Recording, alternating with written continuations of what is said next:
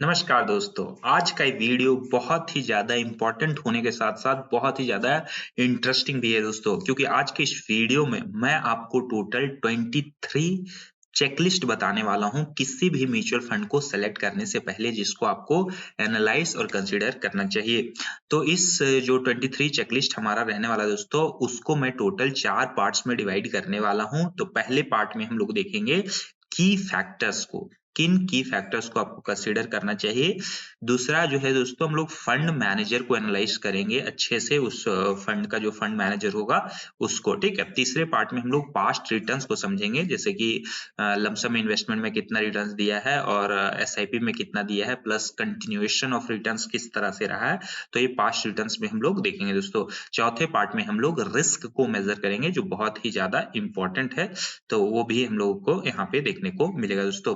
तो वीडियो में आगे बढ़ने से पहले एक चीज और मैं आपको बताना चाहता हूँ। अभी जो है मेरा complete free mutual fund course चल रहा है दोस्तों, ठीक है। उसका प्लेलिस्ट आप फॉलो कर सकते हो। उसी कोर्स का इस 7th नंबर का वीडियो आप देख रहे हो, 6th टॉपिक, ठीक है। तो इससे पहले भी बहुत अच्छे टॉपिक्स मैंने डाला है, जिसको आप देखकर और भी म्यूचुअल फंड के बारे में सीख सकते हो दोस्तों। तो चलिए एक एक करके अभी आगे कवर करते हैं। तो हम लोग फर्स्ट पार्ट से स्टार्ट करते हैं दोस्तों, जो कि की फैक्टर्स है। तो उसमें हम लोग यहाँ पे एक-एक करके सब चीज को समझते हैं और एनालाइज करते हैं। तो यहाँ पे जो है एक रियल लाइफ एग्जांपल भी मैंने लेने वाला हूँ, रियल लाइफ फंड का, जिससे आपको और बेहतर तरीके से समझ में आएगा, ठीक है। जब आप खुद से करोगे एनालाइज कोई भी फंड को, तो आप सेम तरीके से उस पे जो है सेम चीज अप्लाई कर पाओगे दोस्तों।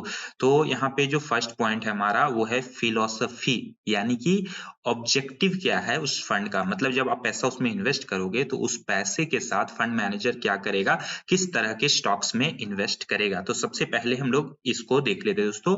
तो इसको देखने के लिए आपको फंड का फैक्ट शीट देखना होगा, ठीक है। तो जो इस वीडियो में हम लोग एग्जाम्पल फंड रखने वाले हैं दोस्तों, वो है मोतीलाल ओसवाल का मिड कैप फंड, ठीक है। यहाँ पे मोतीलाल ओसवाल का मिड कैप फंड हम लोग यहाँ पे देखने वाले हैं दोस्तों। ग्रोथ, इसी पे सब कुछ एनालाइज हम लोग करेंगे। तो आप ये रिकमेंडेशन नहीं है, बस एग्जांपल के लिए लिया हूं मैं, ठीक है। तो यहाँ पे देखिए डाउनलोड फैक्ट शीट आ रहा है नीचे पे, तो यहाँ पे सिंपली फैक्ट शीट पे क्लिक कर देते हैं और फैक्ट शीट इसका देख लेते हैं दोस्तों, जिसमें हम लोगों को इजिली जो है सो ऑब्जेक्टिव मिल जाएगा। आप चाहो तो मॉर्निंग स्टार पे भी इसका फैक्ट शीट देख सकते हो, ठीक है। यहाँ पे देखिए दोस्तों, ऑब्जेक्टिव क्या है इस फंड का, मतलब हमारे पैसे के साथ क्या करेगा ये फंड। तो इस फंड का ऑब्जेक्टिव है दोस्तों लॉन्ग टर्म इन्वेस्टमेंट, और ये इसका जो फंड मैनेजर है, हमारे पैसे को ऐसे मिड कैप स्टॉक्स में लगाएगा जो कि बहुत अच्छा ग्रोथ दे रहा होगा, या फिर उसका पोटेंशियल होगा आगे अच्छा ग्रोथ देने का। तो यहाँ पे लॉन्ग टर्म कंपेटिटिव एडवांटेज जिस भी कंपनीज को दिखेगा, उसमें हमारा पैसा लगाएगा, जो कि मिड कैप स्टॉक्स होगा दोस्तों, ठीक है। तो ज्यादातर पैसा हमारा मिड कैप में यहाँ लगेगा, क्योंकि ये मिड कैप म्यूचुअल फंड है। मिड कैप का मतलब होता है दोस्तों, ना बहुत बड़ी कंपनी, ना बहुत छोटी कंपनी, ठीक है। तो ऑब्जेक्टिव हम लोगों को समझ में आ गया। अब चलिए दूसरा पॉइंट हम लोग देख लेते हैं। तो दूसरा पॉइंट में हम लोग यहाँ पे एनालाइज करेंगे दोस्तों, कि उस फंड का कोई भी नेगेटिव न्यूज, ठीक है, या फिर कोई भी नेगेटिव जो कंट्रोवर्सी है उसके, उस फंड के अराउंड या एएमसी के अराउंड अभी करंट में चल रहा है या फिर नहीं।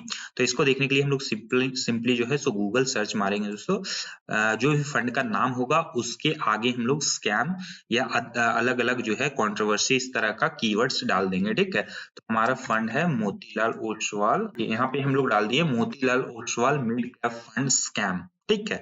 इसको सिंपली हम लोग सर्च कर देंगे, जिससे अगर कुछ भी फंड के बारे में उल्टा होगा तो हम लोगों को पता चल जाएगा इजिली। किसी भी तरह का फ्रॉड वगैरह होगा तो पता चल जाएगा।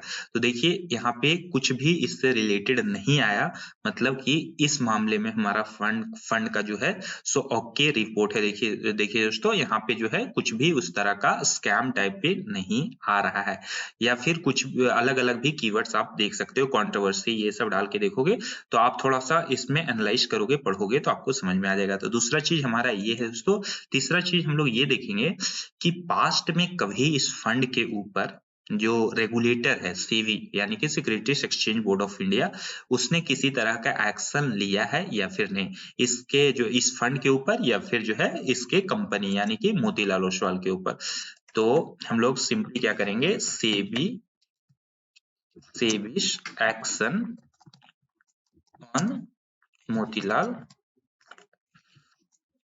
Oswal mid cap. तो देखिए दोस्तों, सर्च करते ही हम लोगों के पास आ गया जो इस पे पेनल्टी लगाया गया था सेबी के द्वारा। 25 लाख रुपए का पेनल्टी लगा था दोस्तों। किस लिए लगा था?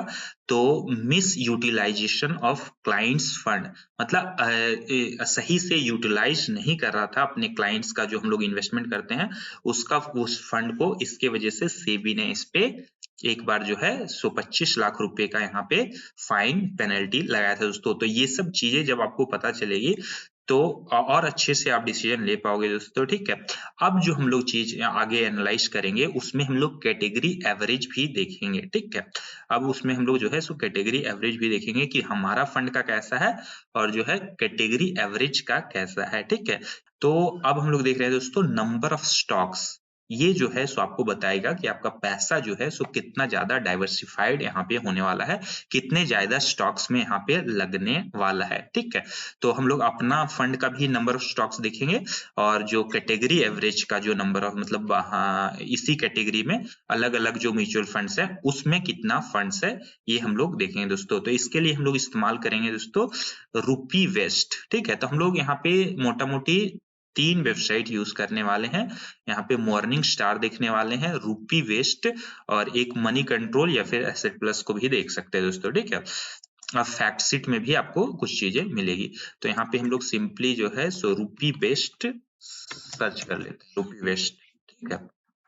तो यहाँ पे देख सकते हो आप रूपी वेस्ट पे आगे हम लोग सिंपली जाएंगे टूल्स के ऊपर और म्यूचुअल फंड स्क्रीनर के ऊपर चले जाएंगे दोस्तों। तो यहाँ पे म्यूचुअल फंड स्क्रीनर हमारा खुल चुका है, ठीक है। और हम लोग क्या करेंगे कि अपना जो है यहाँ पे क्लास सिलेक्शन में सिंपली जो है सो इक्विटी छोड़ देंगे और यहाँ पे हम लोग इक्विटी मिड कैप कर लेंगे, ठीक है ना। इक्विटी मिड कैप, जिससे हम लोग का मिड कैप सेलेक्ट हो जाएगा। तो यहाँ पे जो है, तो यहाँ पे आप देख सकते हो सारे mid cap stock mutual funds आ गए हैं। अब यहाँ पे सिंपली एयूएम में हम लोग क्लिक करेंगे, तो जिससे कि जो सबसे बड़ा जिसका एयूएम यानी कि सबसे बड़ा फंड जो है वो सबसे ऊपर आ जाएगा और उसके बाद नीचे नीचे इस तरह से। तो इस कैटेगरी में जो सबसे ज्यादा एयूएम वाला सबसे बड़ा फंड है वो हमारा है HDFC mid cap opportunities fund, ठीक है। और जो अभी हम लोग एनालाइज कर रहे हैं दोस्तों वो है मोतीलाल ओसवाल का फंड, ठीक है। तो ज्यादा नीचे नहीं है, यहीं पे आपको देखने को मिल जाएगा कैटेगरी में, जिसका हम लोग का एयूएम है यानी कि asset under management 22,897 crore rupees. तो यहाँ पे हम लोग क्या दिख रहे थे, नंबर ऑफ स्टॉक्स। तो देखिए यहाँ पे चूज कॉलम में आपको नंबर ऑफ स्टॉक्स का यहाँ पे मिल जाएगा, इसको सिंपली आप क्लिक कर लीजिए और बाकी जो इसके कंपैरिजन में जो फंड्स है इस हमारे फंड के, तो देखिए हमारा फंड का जो नंबर ऑफ स्टॉक्स है वो 27 ही है, मतलब कि मात्र 27 स्टॉक्स इस फंड में है, ठीक है। वहीं आप देखोगे इसी कैटेगरी में जो और फंड्स हैं जैसे कि HDFC मिड कैप, तो उसमें 75 स्टॉक्स है। यहाँ पे कोटक का इमर्जिंग जो फंड है 65 यहाँ पे स्टॉक्स है और निपॉन का 97 है। तो इसी तरह से अगर आप जाकर देखोगे तो कैटेगरी एवरेज से नंबर ऑफ स्टॉक्स इसमें बहुत कम है दोस्तों। अब नेसेसरली ऐसा नहीं है कि जो नंबर ऑफ स्टॉक्स अगर कम है तो फंड खराब है, नहीं। अगर नंबर ऑफ स्टॉक्स कम है मतलब कि फंड मैनेजर और ज्यादा फोकस होकर इन्वेस्टमेंट कर सकता है दोस्तों। कुछ ही स्टॉक्स में अपना दिमाग यहाँ पे लगा रहा है, लेकिन इससे रिस्क डेफिनेटली थोड़ा सा हायर साइड पे हो जाता है क्योंकि डाइवर्सिफिकेशन यहाँ पे कम हो रहा है दोस्तों। तो यहाँ पे नंबर ऑफ स्टॉक्स आप लोग समझ गए जो कि हमारा कम है कैटेगरी एवरेज से, ठीक है। अब हम लोग देखते हैं एयूएम। एयूएम मतलब क्या होता है दोस्तों कि एक फंड टोटल कितना पैसा मैनेज कर रहा है। एयूएम का फुल फॉर्म होता है एसेट अंडर मैनेजमेंट, ठीक है। तो अगर एयूएम की बात करें दोस्तों तो एयूएम में भी हमारा जो फंड है वो कैटेगरी एवरेज से ज्यादा है दोस्तों। क्यों? क्योंकि देखिए मात्र जो 4 फंड्स है उसी से हमारा जो है एयूएम छोटा है, बाकी सभी फंड से जितना भी मिड कैप कैटेगरी में आता है सबसे एयूएम हमारा फंड का ज्यादा है दोस्तों। तो अगर एवरेज निकालोगे आप तो उससे आपको ज्यादा ही निकलेगा। तो आप इसको जो है सो सबको ऐड करके अपना जो एवरेज होता है वो नॉर्मल आप तो निकाल ही सकते हो, सबको ऐड करके डिवाइड कर दीजिएगा नंबर ऑफ फंड से, तो आपका एवरेज यहाँ पे निकल जाएगा दोस्तों। तो एयूएम में हमारा फंड कैटेगरी एवरेज से बेटर यहाँ पे है, ठीक है। एक्सपेंस रेशियो, ठीक है। एक्सपेंस रेशियो क्या होता है दोस्तों? एक्सपेंस रेशियो टोटल जितना भी खर्चा होता है एक म्यूचुअल फंड का, जैसे कि फंड मैनेजर वो बैठा के रखा है, उसको सैलरी देगा, ठीक है, एएमसी के जितने भी ऑपरेशनल खर्चे होते हैं प्लस जो प्रॉफिट्स है वो भी जो है सब कुछ एक्सपेंस रेशियो से ही निकलता है। तो एक तरह से आप चार्ज पे कर रहे हो वो है, ठीक है। तो आपका एक्सपेंस रेशियो कितना है वर्सेस कैटेगरी एवरेज का एक्सपेंस रेशियो कितना है वो देख लेते हैं। तो यहाँ पे अगर आप देखोगे दोस्तों तो हमारा जो फंड है उसका यहाँ पे एक्सपेंस रेशियो 1.59% का है, ठीक है। वहीं इसका जो कैटेगरी एवरेज का कुछ फंड आप छोड़ दो तो बाकी सभी से इसका जो है सो कम ही है हमारा यहाँ पे एक्सपेंस रेशियो दोस्तों, जो कि एक अच्छी चीज है। अगर किसी फंड का एक्सपेंस रेशियो ज्यादा भी है कैटेगरी एवरेज से तो ज्यादातर लोग आपको यही बोलेंगे कि वो अच्छा चीज नहीं है, ज्यादा एक्सपेंस रेशियो होना गलत होता है, लेकिन वैसा नहीं है दोस्तों। अगर आपका एक्सपेंस रेशियो एक फंड का ज्यादा है लेकिन उसका रिटर्न्स भी बाकी कंपैरिजन में अदर फंड्स के ज्यादा हैं तो फिर वो मतलब आपका जो है सो मान लीजिए 1% की जगह 2% एक्सपेंस रेशियो ले रहा है और वो रिटर्न्स में आपको 4% एक्स्ट्रा दे रहा है लॉन्ग टर्म में, तो फिर आप वो तो बेटर ही हुआ ना, आपको तो ओवरऑल 2% का यहाँ पे फायदा ही हो रहा है। तो यहाँ पे आप देख सकते हो मोतीलाल ओसवाल का पिछले 10 साल का रिटर्न्स 20% का रहा है और अदर फंड्स का आप देख ही रहे हो 18, 16, 15, तो रिटर्न्स भी अच्छा बना कर दिया है और यहाँ पे एक्सपेंस रेशियो भी एवरेज है, बाकी फंड्स के तरह ही यहाँ पे एक्सपेंस रेशियो है दोस्तों। टर्नओवर रेशियो क्या होता है, ये बहुत इंपॉर्टेंट टर्म है, मैं आपको बता देता हूँ। मतलब कि अगर किसी फंड का टर्नओवर रेशियो 100% का है, मतलब कि जो जितना भी स्टॉक्स डे 1 पे उसके पास था वो पूरे साल में सब कुछ वो बदल दिया और नए स्टॉक्स ले आया, मतलब 100% का चर्निंग हो गया यहाँ पे पूरा। एक स्टॉक्स जितना वो सेलेक्ट किया था फंड मैनेजर निकाल दिया फिर से एक लाया, तो ये 100% का यहाँ पे टर्नओवर रेशियो हो गया दोस्तों। अगर किसी फंड का 200% है इसका मतलब ऑन एन एवरेज जो है सो 2 बार जो है सो चर्निंग हो रहा है, एक फंड लाया जा रहा है उसको बेचा जा रहा है, फिर फंड लाया जा रहा है उसको बेचा जा रहा है 1 साल के अंदर, समझ रहे हैं। तो अगर किसी फंड का दोस्तों आपको जो है सो टर्नओवर रेशियो बहुत ही हाई देखने को मिलता है, मतलब कि जाहिर सी बात है उसका जो फंड मैनेजर है वो एक तरह से ट्रेडिंग कर रहा है, मतलब तुरंत खरीद रहा है स्टॉक्स को और बेच रहा है और जो है सो इन्वेस्टिंग कम कर रहा है, ठीक है। तो ये वैसे तो गलत चीज नहीं है दोस्तों, इसी के लिए हम लोग फंड मैनेजर को एक्सपेंस रेशियो देते हैं कि तुम लोग जो है सो काम करो और यहाँ पे रिटर्न्स अच्छा बना के दो, जो भी उसको सही लगता है वो करता है। लेकिन ज्यादा जो है टर्नओवर रेशियो होने से ये होता है कि जितने भी तरह के टैक्सेस वगैरह है, क्योंकि आप शॉर्ट टर्म में सेल करोगे तो वहां पे बढ़ जाता है एसटीटी वगैरह, ये हजारों करोड़ों एक साथ खरीदा जाता है बेचा जाता है, तो उसका इम्पैक्ट आपके रिटर्न्स के ऊपर ही आता है दोस्तों। तो यहाँ पे थोड़ा सा हम लोग टर्नओवर रेशियो भी देख लेते हैं। तो देखिए यहाँ पे आपको टर्नओवर रेशियो का कॉलम मिल जाएगा, इस पे सिंपली टिक कीजिए और यहाँ पे हम लोग को टर्नओवर रेशियो भी देखने को मिल जाएगा। तो अगर आप देखोगे एचडीएफसी का 17% है, कोटक का 47% है, 18% है, मतलब कि ये थोड़े बहुत स्टॉक्स निकालता है और फिर नए लाता है, ठीक है। वहीं हम लोग अपना फंड का आप देखोगे तो 133% का है, मतलब कि ऑन एन एवरेज एक 1.3 टाइम्स जो है सो चर्निंग हो रहा है हम लोग का यहाँ पे एक स्टॉक्स का, ठीक है ना। एक फंड स्टॉक लाया फिर बेचा गया, ठीक है, फिर लाया फिर उसको बेचा गया, इस तरह से। तो 133% का यहाँ पे है, जो कि कैटेगरी एवरेज से यहाँ पे आपको थोड़ा सा हाई देखने को मिलेगा, क्योंकि बाकी का कुछ ही फंड्स का देखिए यहाँ पे क्वांट मिड कैप का 204 का है, 204% का, ठीक है। तो ये वैसे तो बुरा बात नहीं होता है दोस्तों, ये अगर फंड आपका अच्छा परफॉर्म कर रहा है तो अच्छा है, लेकिन हाँ इससे जो है थोड़ा सा आप एक तरह से वॉलेटिलिटी बढ़ जाता है और यहाँ पे जो टैक्सेस वगैरह है उसका भी जो है सो इम्पैक्ट आपके रिटर्न्स के ऊपर आता है दोस्तों, ठीक है। चलिए टर्नओवर रेशियो आप समझ गए। अब दूसरा पार्ट जो कि सबसे ज्यादा इंपॉर्टेंट है, क्योंकि एक फंड का कैप्टन कौन होता है, कैप्टन ऑफ द शिप जो है उसका फंड मैनेजर, वही उसको चलाता है, जितना भी स्टॉक्स वगैरह चूज करना है वो सब वही करता है दोस्तों, ठीक है। तो यहाँ पे हम लोग फंड मैनेजर को अच्छे से एनालाइज करेंगे, उसका एक्सपीरियंस कितना है इस इंडस्ट्री में उसको समझेंगे, कितना फंड्स को एक साथ वो मैनेज कर रहा है, ठीक है, ये भी समझेंगे। ये भी जरूरी है दोस्तों, क्योंकि जितना ज्यादा फंड को मैनेज कर रहा होगा एक साथ उतना कम टाइम, उतना कम फोकस वो आपके फंड पे दे पाएगा, ठीक है। तो टोटल नंबर ऑफ फंड कितना वो मैनेज कर रहा है साइमल्टेनियसली, उसको हम लोग समझेंगे दोस्तों। इस फंड में, आपके फंड में वो कितने लंबे समय से है। फॉर एग्जाम्पल अगर मान लेते हैं कोई फंड है, आप उसका पास्ट रिटर्न जो है, मैं जनरली 10 साल का देखता हूँ, ठीक है। तो पास्ट रिटर्न्स जो है सो 10 साल का आप देखते हो, 30% का रिटर्न दिया है, बहुत अच्छा फंड है। लेकिन उसमें एक नया फंड मैनेजर आ गया है जो 2 साल पहले ही ज्वाइन किया है और अभी वो जो है सो 2 साल से खराब निकाल के दे रहा है रिटर्न। मान लीजिए 15% का रिटर्न दे रहा है या 12% का रिटर्न दे रहा है और आप अभी घुस जाते हो दोस्तों, ठीक है।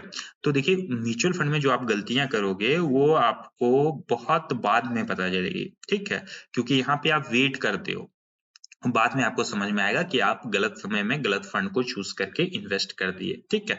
तो यहाँ पे हम लोग वो भी देखेंगे फंड मैनेजर साइमल्टेनियसली कितना फंड में यहाँ पे इन्वेस्ट कर रहा है और कितने लंबे समय से हमारे फंड में है, ठीक है। और जब उसके टेन्योर में, ये भी हम लोग देखेंगे दोस्तों, उसके टेन्योर में वो किस तरह से रिटर्न्स दे रहा है अपने कैटेगरी एवरेज के कंपैरिजन में या अपने इंडेक्स बेंचमार्क के कंपैरिजन में, ठीक है। तो चलिए फंड मैनेजर को यहाँ पे एनालाइज कर लेते हैं।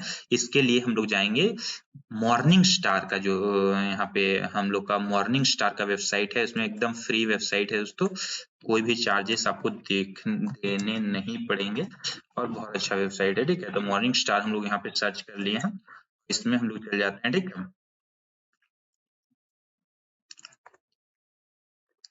तो यहाँ पे मोतीलाल ओसवाल मिड कैप हम लोग यहाँ पे निकाल लिए दोस्तों, सर्च कर लिए हैं। अब नीचे जाओगे आप तो आपको पीपल्स वाले सेक्शन में मैनेजमेंट दिख जाएगा, ठीक है। मैनेजमेंट, तो यहाँ पे देखिए मैनेजमेंट टीम जो दिख रहा है उसी में देखिए निकेत शाह एक इसका फंड मैनेजर है। तो इस पे हम लोग अगर क्लिक करते हैं दोस्तों तो इसका सब कुछ यहाँ पे निकल के आ जाता है। इसका जो एक्सपीरियंस इस इंडस्ट्री में है वो 15 इयर्स का है, ठीक है। और जब से इस फंड में भी बताऊंगा कितने समय से इस फंड में है, ठीक है। तो इस फंड में जब से ये है वो 44.50% का रिटर्न्स निकाल के दे रहा है, ठीक है। और वहीं इंडेक्स का जो इसका परफॉर्मेंस है, इंडेक्स का, वो मात्र 33% का ही है। तो ऑलमोस्ट जो है सो 10% का एक्स्ट्रा रिटर्न्स ये जो फंड मैनेजर निकेत शाह हमारा यहाँ पे निकाल के दिया है। अब एक ही समय पे कितना फंड मैनेज कर रहा है, तो यहाँ पे आप देख सकते हो करंट इन्वेस्टमेंट मैनेज, ठीक है। तो ये एक ही फंड का टाइप्स है, ठीक है। तो यहाँ पे मोतीलाल ओसवाल मिड कैप 1 हो गया, आर्बिट्राज 2 हो गया, डिजिटल 3 हो गया, बिजनेस साइकिल 4 हो गया, लार्ज कैप 5 हो गया, ठीक है। ELSS 6 हो गया, ठीक है। लार्ज एंड मिड कैप 7 हो गया, लार्ज एंड मिड कैप 7 हो गया, फ्लैक्सी कैप 8 हो गया। तो 8 फंड ये जो है सो एक ही समय पे मैनेज कर रहा है दोस्तों, जो कि ये थोड़ा सा ज्यादा नंबर है। बाकी मुझसे गिनने में अगर मिस्टेक हुआ होगा तो आप खुद भी एक बार देख लेना, ठीक है। यहाँ पे अब समझते हैं कि इस फंड में ये कब से है। तो देखिए जुलाई 1 2020 से लेकर अभी तक इस फंड में है, यानी कि 4 इयर्स इसमें ये जो है मैनेज कर रहा है, 4 ईयर्स से इस फंड को, और 4 इयर्स में इसने बहुत अच्छा रिटर्न्स बनाकर दिया है। तो यहाँ पे फंड मैनेजर का जो है हम लोगों को ओके रिपोर्ट देखने को मिल रहा है दोस्तों। तो फंड मैनेजर वाला हमारा सेक्शन पूरा तरह से कंप्लीट हो गया, जिसमें हम लोग फंड मैनेजर का एक्सपीरियंस, कितना फंड्स मैनेज कर रहा है, 8 फंड मैनेज कर रहा है, कितने समय से है, तो 4 साल से है, ठीक है। और एवरेज रिटर्न्स कितना दिया है, तो 44% कुछ था, उतना हम लोगों को दिया है। दोस्तों चलिए देखते हैं हमारा पास्ट रिटर्न्स को। तो पास्ट रिटर्न्स को अच्छे से एनालाइज करने के लिए हम लोग CAGR रिटर्न्स देखेंगे, XIRR रिटर्न्स देखेंगे और रोलिंग रिटर्न्स देखेंगे दोस्तों।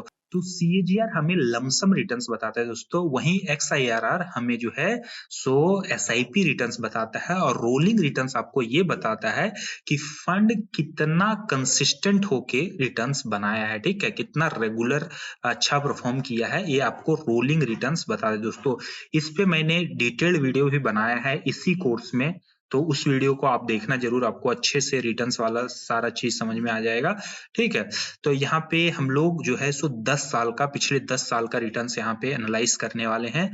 तो मिनिमम जो है दोस्तों आप 10 साल का रिटर्न्स एनालाइज कीजिएगा, क्योंकि तभी आपको एक बेहतर फंड मिल पाएगा, क्योंकि लंबे समय तक जो फंड टिका रहता है और अच्छा रिटर्न्स आपको बना कर देता है, उसी को आप कह सकते हो हाँ अच्छा परफॉर्म किया। वरना 1-2 साल में तो हाँ, कोई ना कोई फंड ऊपर नीचे होते रहता है, ठीक है? तो 1-2 साल का रिटर्न्स आपको नहीं देखना है, जो ज्यादातर आपको जो है सो वेबसाइट्स और म्यूचुअल फंड एप्लीकेशंस दिखाती हैं, ठीक है? आपको मिनिमम 10 साल का रिटर्न्स देखना है पास्ट का, ठीक है? नहीं तो 7 इयर्स का, ठीक है? तो यहाँ पे हम लोग फिर से रूपी वेस्ट में आ गए हैं और यहाँ पे देखिए रिटर्न्स वाले सेक्शन में आपको एक बॉक्स मिल जाएगा, रिटर्न्स और 10 इयर्स दिख रहा है, तो इसी पे मैंने टिक मार्क कर लिया है और यहाँ पे हमारा सारा मिड कैप फंड्स आ गया दोस्तों। तो देखिए HDFC जो सबसे बड़ा फंड है इस कैटेगरी में, मिड कैप कैटेगरी में, वो 18% का CAGR रिटर्न्स, यानी कि अगर आज से 10 साल पहले आप इसमें लमसम किए होते इन्वेस्टमेंट तो आपको 18% का जो है सो यहाँ पे रिटर्न्स मिलता HDFC मिड कैप में। वहीं जो हमारा फंड है दोस्तों यहाँ पे मोतीलाल ओसवाल मिड कैप, इसने 20.43% का रिटर्न्स बनाया है, ठीक है? तो ये जो है सो आप देख सकते हो यहाँ पे जितने भी फंड्स हैं, कोई भी फंड इससे ज्यादा रिटर्न्स नहीं बना पाया दोस्तों। यहाँ पे देख लीजिए आप, फर्स्ट पेज में जितना भी फंड दिख रहा है, सबसे इसका रिटर्न्स ज्यादा है और 2% से ज्यादा है। अगर लॉन्ग टर्म में आप 2% की वैल्यू देखोगे तो एक अच्छा खासा अमाउंट आता है दोस्तों। तो CAGR रिटर्न्स बहुत अच्छा है, फंड का कैटेगरी से बहुत अच्छा परफॉर्म किया है। अब बात करें XIRR रिटर्न्स की दोस्तों, तो XIRR रिटर्न्स आपको मिल जाएगा मनी कंट्रोल के ऊपर, यानी कि SIP रिटर्न्स। तो चलिए उस वेबसाइट पे चलते हैं, लेकिन उसमें बहुत सारा ऐड आता है दोस्तों, इसीलिए मैं खोलना नहीं चाहता हूँ। अब एक काम करना, उसमें खुद ही चले जाओ मनी कंट्रोल में, फंड बस आपको सर्च करना है, वहां पे सर्च का ऑप्शन दिख जाएगा और आपको जो है SIP रिटर्न्स नीचे दिख जाएगा दोस्तों।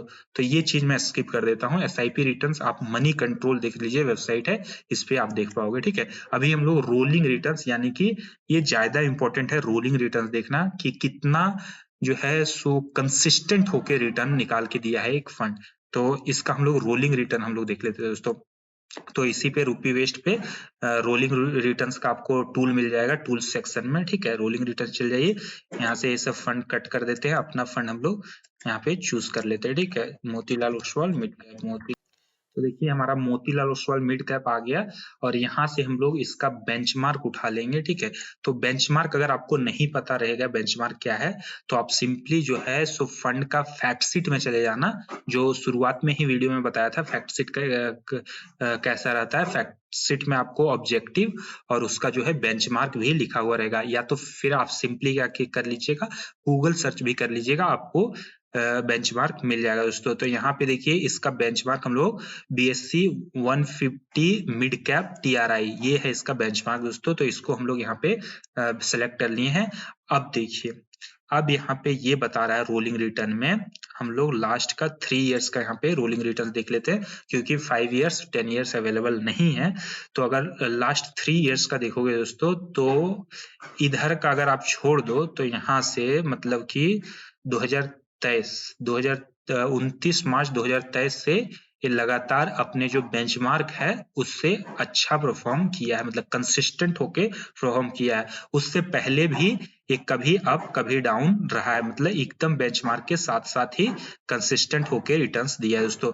वैसे भी फंड का ऑब्जेक्टिव से हमें ये पता चल जाता है कि फंड क्या कहता है, कि हम लोग लॉन्ग टर्म विजन के साथ कि कौन सा स्टॉक लंबे समय में अच्छा परफॉर्म करेगा और जो है उसके पास एक एडवांटेज है एक कि वो अच्छा परफॉर्म करेगा, उसको चूज करते हैं। इसलिए अगर पास्ट में ये थोड़ा सा कम रिटर्न्स भी दिया है, रोलिंग रिटर्न्स इसका इनकंसिस्टेंट भी रहा है या अंडर परफॉर्म भी रहा है, फिर भी देखिए आगे चल के ये रिकवर कर लिया और अब देखिए फासला बढ़ते जा रहा है। जैसे जैसे आप टाइम पीरियड में ऊपर जाओगे तो यहाँ पे जो बेंचमार्क का रिटर्न्स है उससे इसका रिटर्न्स थोड़ा सा ज्यादा देखने को मिलेगा। जैसे कि यहाँ पे अगर अभी की बात करोगे तो इसका बेंचमार्क 23% में है, वहीं इस फंड का 35% का रिटर्न्स है दोस्तों, ठीक है?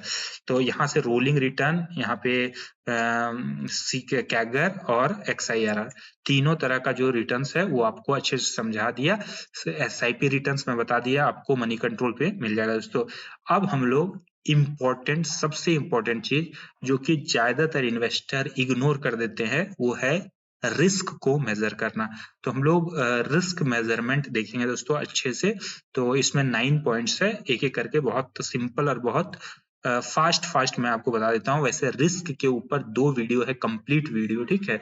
जितने भी रिस्क रेशियोस हैं एक एक करके डिटेल में मैंने समझाया है, वो वीडियोस आप जरूर देख लेना, इसी कोर्स में है, तो आप उसको भी जाकर देखिएगा। अभी हम लोग एक एक करके कवर करते हैं।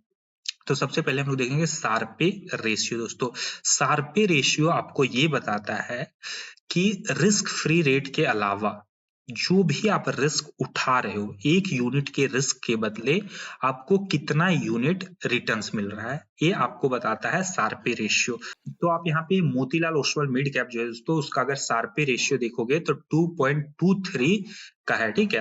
अब ये बहुत अच्छा यहाँ पे सार्पे रेशियो आपको दिख रहा है। सार्पे रेशियो जितना ज्यादा हो उतना अच्छा है, क्योंकि 1 यूनिट रिस्क के बदले कितना रिटर्न्स आपको मिल रहा है वो बताता है, कितना यूनिट रिटर्न आपको मिल रहा है। तो यहाँ पे 2.23 यूनिट आपको एक्स्ट्रा रिटर्न्स मिल रहा है। वहीं अदर फंड्स का आप देखोगे तो जो हमारा सबसे बिगेस्ट फंड है उसका 1.22 पे ही है, ठीक है, सार्पे। वहीं कोटक का जो है 1.52 पे ही है। तो इसी तरह से देखोगे तो इसका बहुत हाई है, और उसका एक कारण ये भी है कि ये बहुत अच्छा परफॉर्म किया, बहुत अच्छा रिटर्न्स दिया है। तो रिस्क ओवर रिटर्न कितना है आपका, वो ये आपको सार्पे रेशियो बता देता है दोस्तों। तो कैप्चर रेशियो क्या बताता है आपको दोस्तों, कि आपका फंड जो है सो जब मार्केट ऊपर जा रहा था तो कितना ज्यादा तेजी से ऊपर गया, ठीक है। मतलब मार्केट के मुकाबले अगर आपका फंड ज्यादा ऊपर गया तो अच्छा है, इसको बोलते हैं अपसाइड कैप्चर रेशियो। और दूसरा है जब मार्केट गिर रहा था तो आपका फंड कितना कम गिरा। अगर मार्केट से आपका फंड ज्यादा गिरा है तो आपका फंड फिर उतना अच्छा नहीं है, कम गिरा है तो अच्छा है। तो डाउनसाइड कैप्चर रेशियो जितना कम हो उतना अच्छा है, अपसाइड कैप्चर रेशियो जितना ज्यादा हो उतना अच्छा है दोस्तों। यहाँ पे तीसरे नंबर पे जो आपको एनालाइज करना है वो है मैक्सिमम फॉल या फिर ड्राउन डाउन। ये क्या बताता है आपको दोस्तों, कि एक फंड का जो पीक है, सबसे हाईएस्ट जो उसका पीक पॉइंट है, उससे वो मैक्सिमम पूरा अपना हिस्ट्री में कितना गिरा है, ठीक है, ये आपको देखना है। अगर मान लेते हैं एक फंड है जो कि कोविड के समय में 25% तक गिर गया था अपने पीक से, ठीक है, तो अब वो नेक्स्ट टाइम कभी भी फ्यूचर में 25% तक गिरेगा तो क्या आपको उतना डर लगेगा? नहीं डर लगेगा दोस्तों, क्योंकि आपको पता है, अगर आपको पता रहेगा कि हाँ इतना से गिर के फिर से उठा है तो फिर ये गिरेगा और उठेगा दोस्तों, ठीक है। तो मैक्सिमम फॉल को भी आपको देखना है, जिससे आप एक रिलीफ के साथ इन्वेस्टमेंट कर सको दोस्तों। सॉर्टिनो रेशियो आपको ये बताता है दोस्तों कि एक फंड का जो है सो डाउनसाइड रिस्क, मतलब कि नीचे जब मार्केट जा रहा होता है तो वो नीचे कितना ज्यादा गिरता है, मतलब सिर्फ बैड वॉलेटिलिटी को मेजर करता है। वहीं एक स्टैंडर्ड डेविएशन होता है जो टोटल वॉलेटिलिटी को मेजर करता है, और हमारा सॉर्टिनो रेशियो केवल बैड वॉलेटिलिटी को मेजर करता है दोस्तों। तो सॉर्टिनो रेशियो जितना कम हो उतना अच्छा है। ये जो गुड वॉलेटिलिटी होता है, मतलब जब मार्केट ऊपर चढ़ रहा होता है, आपका फंड ऊपर जा रहा होता है, तो उसको इग्नोर कर देता है। तो ये आपको और प्रिसाइज क्या बोलते हैं मेजर देता है रिस्क का। तो चलिए हम लोग देखते हैं एक एक करके सारे पॉइंट्स को हम लोग यहाँ पे देख लेते हैं दोस्तों, ठीक है। फिर से हम लोग रुपी वेस्ट पे आ जाते हैं और जितना भी हमारा रेशियोस है वो डाल लेते हैं, ठीक है, यहाँ पे डाल। अच्छा, तो एक्सपेंस रेशियो हटा देते हैं। तो चलिए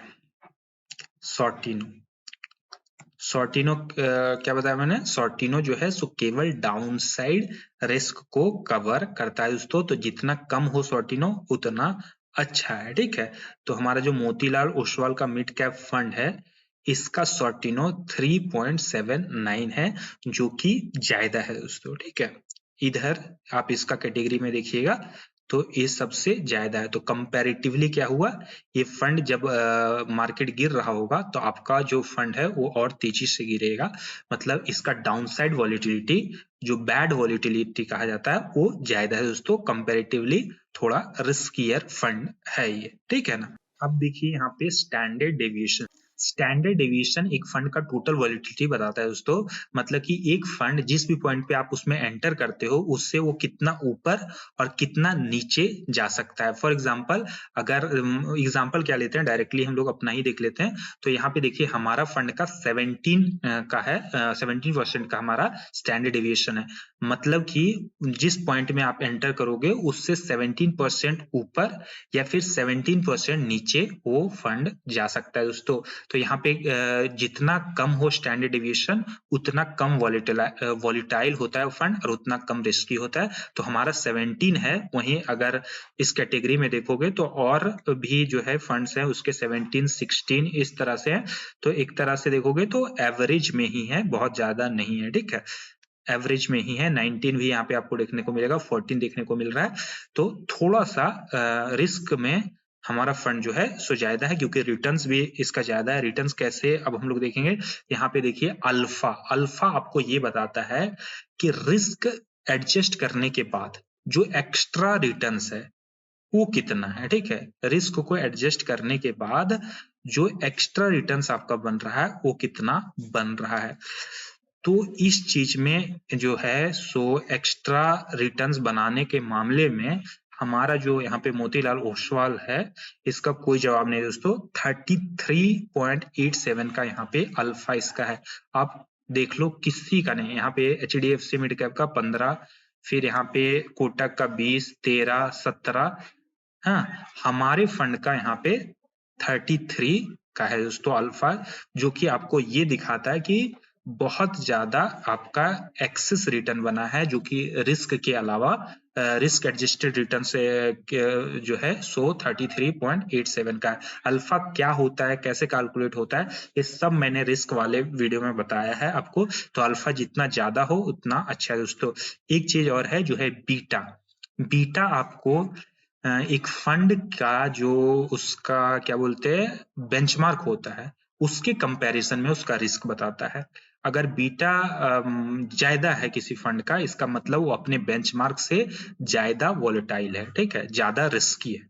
तो बीटा भी जितना कम हो उतना अच्छा है, ठीक है। तो मोतीलाल ओसवाल हमारा जो फंड का है उसका बीटा 0.85 का है। इसका मतलब ये है कि अगर इसका जो बेंचमार्क है सो 1 से मूव करता है ऊपर या नीचे, तो ये वाला फंड 1.85 से मूव करेगा। तो कंपैरेटिवली 0.85 से ये ज्यादा वॉलेटाइल है, ठीक है, ज्यादा रिस्की है। वहीं अगर इसका कंपेटिटर फंड्स को देखोगे तो HDFC अपने बेंचमार्क से 0.87, वहीं पे कोटक 0.90, ठीक है।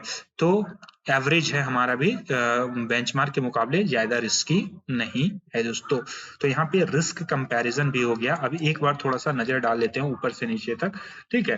तो हम लोग क्या किए, की फैक्टर्स देखे। की फैक्टर्स में क्या देखे, फिलोसफी, ऑब्जेक्टिव समझे, फिर any negative news of the fund देखे, फिर कोई लीगल एक्शन फंड के ऊपर लिया गया था कि नहीं ये देखे, फिर उस फंड में कितने नंबर ऑफ स्टॉक्स है हमारे फंड में और कैटेगरी एवरेज में कितने हैं, जिसमें हमारा फंड का काफी कम आया नंबर स्टॉक 27, मतलब कम डाइवर्सिफिकेशन है, ज्यादा रिस्की हो जाता है। Total AUM of the fund, मतलब कितना पैसा हमारे फंड में मैनेज हो रहा है, जो कैटेगरी एवरेज से हमारा ज्यादा ही था, ठीक है। एक्सपेंस रेशियो कितना था, लगभग सिमिलर था, ठीक है। तो यहाँ पे फंड मैनेजर्स को फिर हम लोग एनालाइज किए, फंड मैनेजर्स का इंडस्ट्री एक्सपीरियंस कितना है, उसका एक साथ कितना फंड मैनेज कर रहा है, 8 फंड मैनेज कर रहा था, ठीक है। कितने लंबे समय से हमारे फंड में है और कितना वो रिटर्न्स, जो कि बहुत अच्छा रिटर्न्स बना के दिया अपने टेन्योर में, जो कि 44% का रिटर्न्स था। फिर हम लोग रिटर्न्स देखे दोस्तों, पास्ट रिटर्न्स को यहाँ पे एनालाइज किए, कैगर देखे, XIRR देखे और रोलिंग रिटर्न्स, जो कि कंसिस्टेंसी बताता है रिटर्न्स का, वो भी देखे। और रिस्क में हम लोग क्या देखे, यहाँ पे शार्पे रेशियो देख लिए, सॉर्टिनो देखे, यहाँ पे अल्फा देखे, स्टैंडर्ड डेविएशन देखे, बीटा देखे। एक चीज और हमको बताना है आपको, एक्सिट लोड। तो एक्सिट लोड एक तरह से पेनल्टी होता है दोस्तों, अगर आप किसी फंड से निकलते हो 1 साल के अंदर अंदर जनरली, तो आप पे जो है एक्सिट लोड लगाया जाता है। एक्सिट लोड जनरली 1% को आपको देखने को मिलेगा दोस्तों। तो अब मैं आपको यहाँ पे बताना चाहता हूँ दोस्तों, मैं AMFI registered mutual fund distributor हूँ, और अगर आप म्यूचुअल फंड में इन्वेस्टमेंट मेरी गाइडेंस से करना चाहते हो तो आप डेफिनेटली मेरे साथ जुड़ सकते हो मेरे व्हाट्सएप पे। मैं आपके इन्वेस्टमेंट गोल इनकम, रिस्क प्रोफाइल के हिसाब से हेल्प करूंगा आपको, आपका जो भी गोल होगा उसको जल्द से जल्द अचीव करने में। तो जरूर जुड़िएगा। तब तक के लिए इस वीडियो को लाइक कीजिए और अगला वीडियो के लिए वेट कीजिए दोस्तों, बहुत अच्छा वीडियो आगे आने वाला है, तो जरूर चैनल को सब्सक्राइब कर लीजिएगा।